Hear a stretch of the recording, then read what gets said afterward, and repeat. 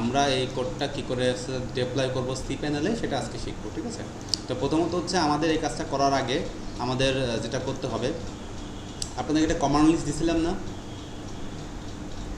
সেই কমান্ড লিস্টে কিছু লেখা ছিল যে আনজিপ করার আগে কিছু কমান্ড দিতে হয়, PSP artisan view clear, case clear, route clear, সেই কমান্ডগুলো হচ্ছে আমাদের দিতে হবে। Before unzip the application source code for upload on hosting essential command, এই কমান্ডগুলো আপনাদের দিতে হবে, ঠিক আছে। এটা একবার কপি করে দিলেও হতো, কিন্তু এখানে 1 2 3 4 দেওয়া রয়েছে, যার কারণে হচ্ছে একবার দিলে কাজ হবে না। কিন্তু যদি 1 2 3 4 এগুলো না দেওয়া থাকতো, একবার এক কপিতেই হয়ে যেত, এক কপি পেস্টে হয়ে যেত।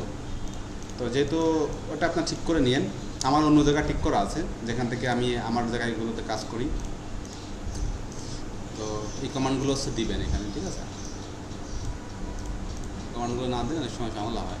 ভিউ ক্লিয়ার হয়ে গেছে।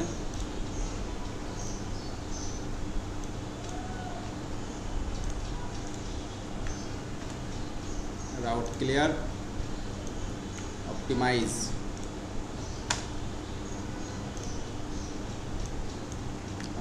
ক্লিয়ার,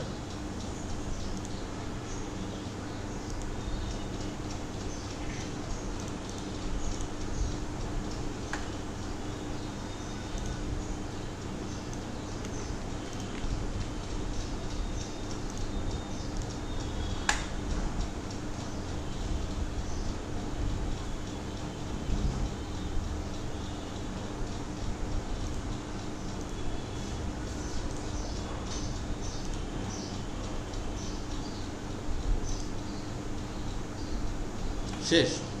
এখন আমরা জিপ করব।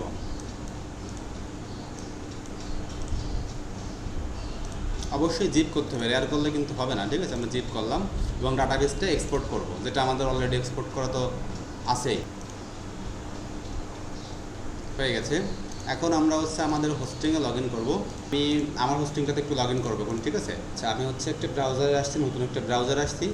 এখানে আসার পরে আমি যে হোস্টিংয়ে লগ ইন করতে যাচ্ছি, যেমন আমি হচ্ছে আমার ওয়েবসাইট হচ্ছে এটা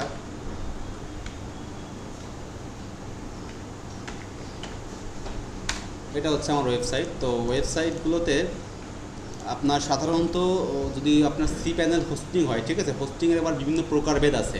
শেয়ার হোস্টিং আছে, বিপিএস সার্ভার আছে, ডেডিকেটেড সার্ভার আছে। তারপর আবার হোস্টিংয়ের ভিতরে ম্যানেজ করার যে ফাইল ম্যানেজারটা, সেই ফাইল ম্যানেজারটা আবার বিভিন্ন সিস্টেম হয়, এ প্যানেল হয়, সি প্যানেল হয়, এইচ প্যানেল হয়। তো সাধারণত ম্যাক্সিমাম মানে 95% মানুষ ইউজ করে শেয়ার হোস্টিং আর সি প্যানেল। আমার এটাও সেই রকম আছে, 95%-এর মতোই আছে। তো আমি এটাতে আপনার হচ্ছে যে /cpanel দিলেই এটা লগ ইন করার আপনার চলে আসে। অথবা একটা পোর্ট নাম্বার আছে, সেটা আছে 2083, অথবা আপনি এরপরে যদি দেন 2083 তাহলেও চলে আসবে। এটা হচ্ছে পোর্ট নাম্বার সি প্যানেল হলে। এখানে আসার পরে ইউজার নেম এবং পাসওয়ার্ড দিতে হয়, ঠিক আছে। ইউজার নেম এবং পাসওয়ার্ড দিয়ে লগ ইন করার পরে আপনি আপনার হোস্টিংয়ের প্যানেলে চলে আসবেন, যেটা অবস্থা দেখতে এরকম হয়, ঠিক আছে, এরকম হয়। এটা হচ্ছে একটা সি প্যানেল। এখানে হচ্ছে যে মূলত আমাদের পুরো কাজবাজ হয়, লাইফের সব কাজবাজ হয়। তো এখানে আপনার দেওয়া থাকে আপনি কত জিবি হোস্টিং, যেমন আমারটা হচ্ছে আনলিমিটেড কেনা, সব কিছু আনলিমিটেড আমার। দেখেন ডিস্ক ইউজেজ 362 MB আনলিমিটেড, এটা মানে হচ্ছে আনলিমিটেড, ঠিক আছে। যেমন আমার হোস্টিংয়ে 42 GB হচ্ছে যে আপনার ইউজ করতেছেন, মানে 42 GB ওয়েবসাইট আছে, দেখাচ্ছে হচ্ছে যে দেখেন 42টা সাইট হচ্ছে আছে সাবডোমেইনে, অ্যাডন ডোমেইন আছে 25টা, অনেক সাইট হচ্ছে আমার এই হোস্টিং থেকে চলে, যার কারণে আমি একটা আনলিমিটেড কেনা। তো আপনাদেরকে আমি হচ্ছে যে দেখাবো একটা নিউ ডোমেইন ক্রিয়েট করে, সাবডোমেইন ক্রিয়েট করে সেখানে লাইভ করে দেখাবো আজকের ক্লাসে। তো আমি এখান থেকে ডোমেইন লিখে সার্চ দিচ্ছি, ডোমেইন লিখে সার্চ দিলে এখানে ডোমেইন চলে আসবে। তো এই হচ্ছে যে আমার বর্তমান ডোমেইন হচ্ছে যে এতগুলো ডোমেইন আমার এখানে আছে। তো আমি এখান থেকে ক্রিয়েট ডোমেইনে ক্লিক করতেছি, তারপরে এখান থেকে এটা আমি বাদ দিচ্ছি, দেওয়ার পরে আমি এখন হচ্ছে ডোমেইন দিলাম। তো এটা যেহেতু আমার যদি ডোমেইন কেনা থাকতো, মানে ডোমেইন তো কিনতে হয়, তাহলে আমার ওই ডোমেইনটার নাম দিলে এখানে সেটা অ্যাড হবে। কিন্তু যেহেতু হচ্ছে আমরা ডোমেইন এখন কিনতেছি না, আমরা একটা ডোমেইন আছে তার সাবডোমেইন ব্যবহার করবো। তার মানে সাবডোমেইন ইউজ করতে গেলে হচ্ছে যে ডোমেইনটা আমার আছে ওই ডোমেইনের আগে পরে কোনো কিছু অ্যাড করতে হয়। যেমন আমার হচ্ছে প্রাইমারি ডোমেইনের নাম হচ্ছে junaid.com, এইটা। এখন আমি এর আগে অথবা এর পরে কোনো কিছু অ্যাড করতে পারবো। যেমন আমি এখানে এখন দিলাম হচ্ছে মনে করেন test.junaid.com অথবা দিলাম হচ্ছে web.junaid.com, তাহলে হবে।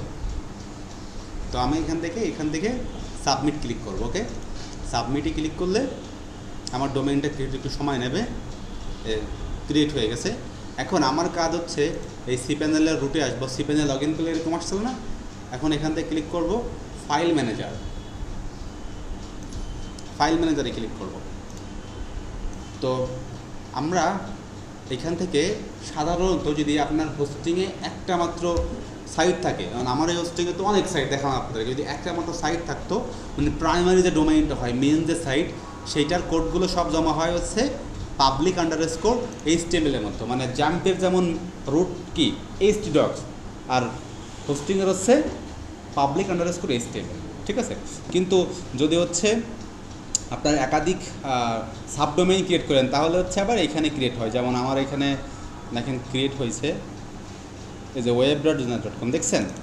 এখান থেকে আমরা এখন আপলোডে ক্লিক করব, দেন সিলেক্ট ফাইল করব, দেন হচ্ছে আমাদের যে ফাইলটা আছে জ্যাম্পে, এই জিপ করা ফাইলটা এখানে আপলোড করে দেবেন। 100% আপলোড হয়ে গেছে। এখন আমি এটা চলে কেটে দিতে পারি। সো আমি এখানে রিলোড দিয়ে দেখতে পারবো যে আমাদের এখানে এটা চলে আসছে, ঠিক আছে। এখানে আমি এটা কি করব, আনজিপ করব, এক্সট্র্যাক্ট। তো এখান থেকে এক্সট্র্যাক্ট ফাইলস দিব, তাহলে আমাদের আনজিপ হয়ে গেছে। এটা আমি তাহলে জিপ ফাইলটা ডিলিট করে দিব, জিপ ফাইলটা ডিলিট করে দিলাম। এখন হচ্ছে আমাদের সাইট কিন্তু রান হয়ে গেছে, মানে ডাটাবেস না দিলে যদি যেরকম হওয়ার কথা আপনারা নিজেরা ফোন থেকে দেখতে পারেন। এটা যদি আপনি এখন গুগলে লিখে সার্চ দেন web.junaid.com, দেখবেন সাইট চলে আসছে। ডাটাবেস কানেকশন না পেলে এরকম আসে না, এরকম চলে আসছে। এখন আমাদের ডাটাবেসটা কীভাবে আমরা ডিপ্লয় করব সেটা শেখাই। এটা কিন্তু হচ্ছে যে মানে একটু বেটিক করা, মানে আমরা তো বাই ডিফল্ট সারা জীবন দিয়ে আসছি রুট আর হচ্ছে পাসওয়ার্ড না, তাই তো। এটা এখন দেখেন, এটা কিন্তু এখন এখানে ব্যাপার আছে। তো আমাদের যে cPanel রুটের থেকে এখান থেকে আমরা খুঁজে বের করব, লেখা থাকবে ম্যানেজ মাই ডাটাবেসেস। এখান থেকে আমরা ক্লিক করব। এখানে ক্লিক করার পরে প্রথমে লেখা আছে নিউ ডাটাবেস, ঠিক আছে। এখানে ডাটাবেসের নাম নিলাম হচ্ছে আমি ওয়েব 150 না 46, আচ্ছা 146 দিয়ে আমি ডাটাবেসটা মেক করতেছি, ঠিক আছে। আচ্ছা, তো দেন এখান থেকে ক্রিয়েট ডাটাবেস দিব, তখন ডাটাবেসটা হয়ে গেল। এখন আমি এখানে এসে আমাদের যে ENB ফাইলটা এডিট করি। এখান থেকে ডাটাবেসের নামটা তাহলে আমি কী দেবো, জুনায়েদ সিও ওয়েব 146, আমি নাম দিচ্ছি যেটা, আর এটুকু হচ্ছে অটোমেটিকলি প্রিফিক্স চলে আসে আমার সার্ভারের রুটের। সো এটা আমি কপি করলাম, তো আমি এখান থেকে দিলাম এটা, ওকে। এরপরে আচ্ছা এইগুলো কিন্তু চেঞ্জ করা লাগবে, আমি পরে চেঞ্জ করে আগে আমি ইউজার নেম এবং পাসওয়ার্ডটা কোথায় পাবো সেটা দেখাচ্ছি। সো এই একটা ডাটাবেস হচ্ছে আমি কী করছি, ক্রিয়েট করছি। এখন এই ডাটাবেসের সাথে এখন আমাদের একটা কী ক্রিয়েট করতে হবে, ইউজার ক্রিয়েট করার জন্য একটু নিচের দিকে দেখছেন ডাটাবেস ইউজার, এখান থেকে একটা ইউজারও ক্রিয়েট করতে হবে। সো আমি একটা ইউজার ক্রিয়েট করলাম, ইউজারের নাম নিলাম মনে করেন যে অ্যারিকয়টি, ধরেন নিলাম হচ্ছে অ্যারিকয়টি। পাসওয়ার্ড জেনারেটর থেকে আমি পাসওয়ার্ডটা জেনারেট করে নিচ্ছি, একটু কপি করে নিলাম, তার আগে কপি করে ইউজ পাসওয়ার্ড দিচ্ছি, দেন হচ্ছে ক্রিয়েট ইউজার দিচ্ছি, তাহলে আমাদের ইউজার ক্রিয়েট হয়ে গেল। এখন হচ্ছে আমি এখানে পাসওয়ার্ডটা এখানে পেস্ট করে দিলাম, আর ইউজার নেমটা কী ক্রিয়েট হয়েছে আমি দেখতে পারতেছি এখান থেকে, চাইলে কোথায় দেখেন এইভাবে ইউজার নেম ক্রিয়েট, এটা দেখছেন। ইউজার নেমটা আমি কপি করে এখানে দিয়ে দিলাম, তারপরে সেভ।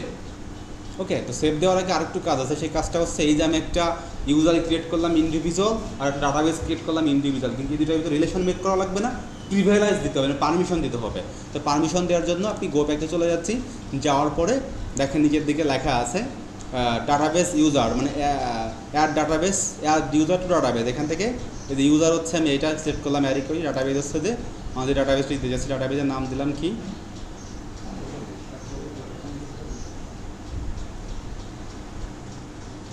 এই যে এটা। এখান থেকে অ্যাড ক্লিক করবেন, এখান থেকে অল প্রিভিলেজ দিয়ে দেবেন, ঠিক আছে, মানে ক্রিয়েট আপডেট সব করতে পারবে। দেন এখান থেকে মেক সেন্স দেবেন, এই হয়ে গেল। এখন আমাদের এটার ওয়েবসাইটের লিঙ্ক হচ্ছে কি এটা না, এই লিঙ্কটাই শুধুমাত্র আমরা এখান থেকে আপডেট করে দেব। যদি হচ্ছে আর কোথাও এটা ইউজ করে থাকেন, অনেকে হচ্ছে আবার এটা ইউজ করছে ওই যে স্টোরেজ ইউআরএল দিয়ে ইউজ করছে, মনে হয় কি এর জন্য দেখছিলাম, আপনি না ওইখানে গিয়ে কিন্তু এটা আপডেট করে দেবেন, ঠিক আছে। আচ্ছা, তো এখান থেকে সেভ দিলাম। এখন আমরা এখানে রিলোড দিই। এখন হচ্ছে আমাদের বলতেছে যে টেবিলটা পাইনি, মানে আমরা ডাটাবেসটা হচ্ছে যে সব কিছু ঠিকঠাক আছে, এখন হচ্ছে যে ইম্পোর্ট করতে হবে, তাই তো? ইম্পোর্ট করার জন্য আমরা চলে যাচ্ছি রুটে। এটা হচ্ছে পিএসপি মাই অ্যাডমিন, যে আমরা একটু গেছিলাম কোথায়, ম্যানেজ মাই ডাটাবেসেস। এখন ক্লিক করবো পিএসপি মাই অ্যাডমিন। পিএসপি মাই অ্যাডমিনে আসলে আপনার সার্ভারের সব ডাটাবেসগুলো চলে আসবে। এখান থেকে একটু পরে এখান থেকে হচ্ছে আমরা ডাটাবেসটা সিলেক্ট করব। আমাদের ডাটাবেস হচ্ছে কোনটা, এইটা। আচ্ছা, এখান থেকে আমি এখন ইম্পোর্টে ক্লিক করব। এখন এখান থেকে আমরা চুজ ফাইলে ক্লিক করে আমরা হচ্ছে এটা এখন ইম্পোর্টে দেবো, মানে এখানে আসার পরে তারপরে অ্যাজ ইউজুয়াল, শুধুমাত্র ডিফারেন্স এইটুকু, ওই ইউজারটা ক্রিয়েট করতে হয় ওই, আর আমরা হচ্ছে জ্যাম্পে হচ্ছে বাই ডিফল্ট রুট দিয়ে রাখি, এইটুকু ডিফারেন্ট। বাকি দেখেন অপশান যা আছে একই রকম মনে হচ্ছে না, প্রায় না একই। এখান থেকে ইম্পোর্টে ক্লিক করলাম। এখন হচ্ছে আমরা এখানে রিলোড দিই, এই দেখেন সাইট চলে আসছে।